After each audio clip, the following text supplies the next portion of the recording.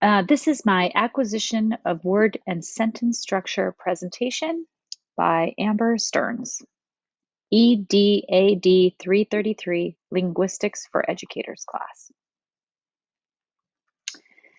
If we don't believe in free speech and expression for people we despise, then we do not believe in it at all, as said by Noam Chomsky.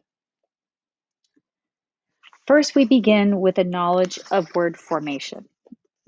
Children begin to produce words towards the end of their first year or the beginning of their second year of life. They have an early understanding of word formation. Children appear to know the principles that govern word formation very early, suggesting that there may be some type of universal grammar. This idea was expanded upon by the famous linguist Noam Chomsky. What can be a word? One word utterance or complete sentence? Children's earliest speech consists of one-word utterances. This is often referred to as the one-word stage or the holophrasic, which means expressing a complete sentence in one word stage. From this point, children appear not only to know what a word is, but also what can constitute a word from the standpoint of the morphological structure of their language. Let's start with the bare root, language defined. There is the well-formed bare root, which may be a single word, can be a noun or a verb without any bound morphology.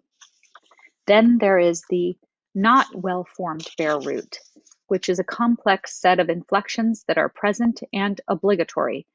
These are usually mastered into the 24th month of life.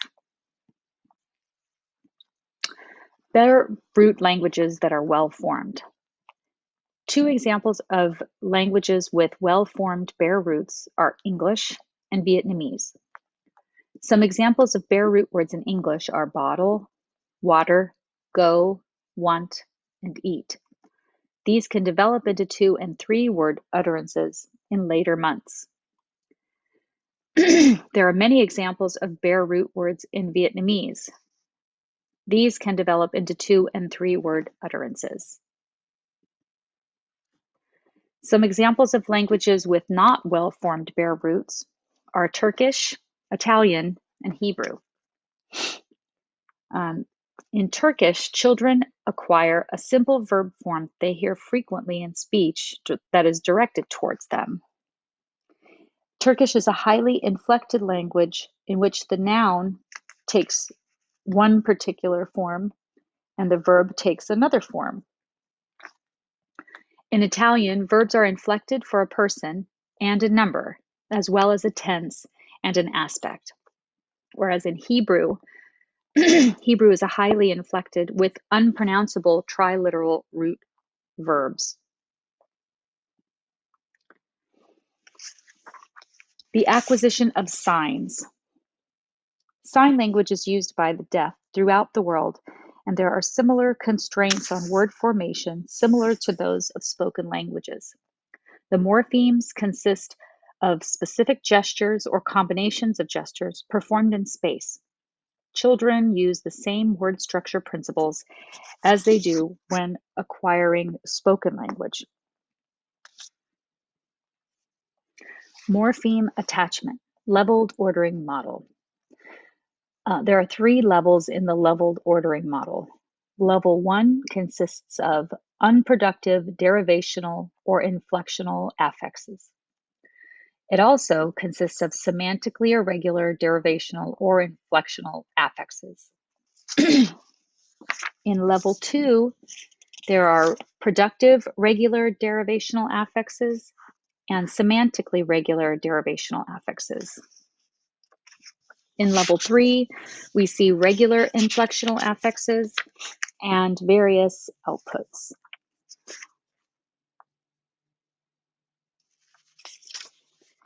Word formation errors.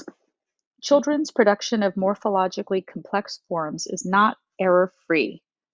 Their knowledge of word formation rules is reflected in the errors that they make. Here are 3 common word formation errors. Adding ER to existing words. For example, instead of the word broom, they might use the word sweeper. So they understand the action of the word and add ER to the end. A typer in place of a typist. They might make the error adding similar sounding words to replace the desired word. I want a yellow bicycle. No, sickle. So instead of saying the word popsicle, they would mistakenly put in the place a sound or a word that sounds similar and try to figure out the content. The third error would be an incorrect affix added to similar words. An understanding of the word enjoyment could be carried over to the meaning of other words. For example, dryment. Syntax of child grammars. The syntax of child grammars occurs with multi-word utterances sometime around 2 years of age. It typically varies in certain respects from the target parent language, but it is also remarkably regular. In the telegraphic stage, there is uniformity in the errors made among children. Signed and spoken languages show striking parallels, and similarities, regardless of language being learned, are very common. Principles and parameters. One of the most striking results to come out of research into the grammar development of children is that they acquire central aspects of syntax very early in development, almost instantaneously. Generally, we find parts of their grammar, described as parameters, are acquired very rapidly. The principles are invariant across all languages. There are structure and syntactical dependencies, and parameters like central aspects of syntax and options that are available to the language learner, like the null subject parameter and the head initial, head final principles. Root infinitives. Root infinitives are usually common during the 3rd year of life.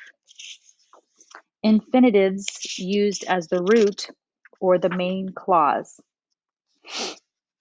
The root infinitive error that children use allows linguists to learn more about how children set verb parameters.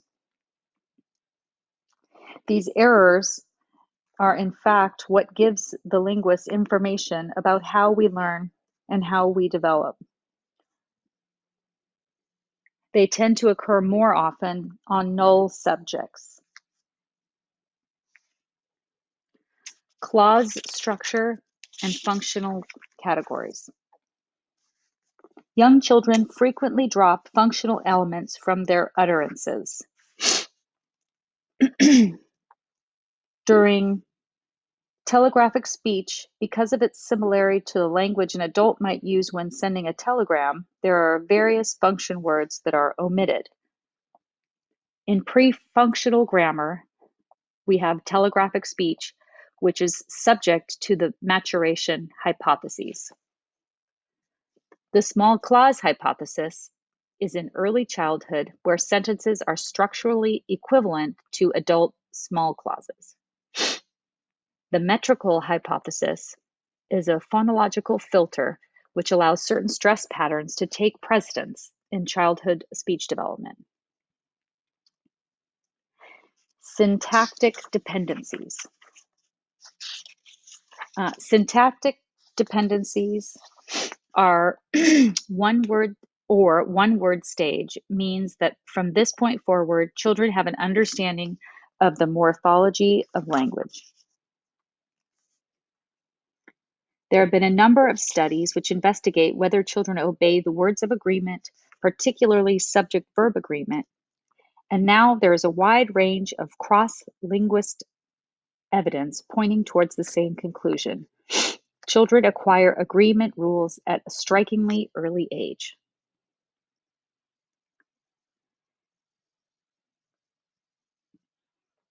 Thank you for listening.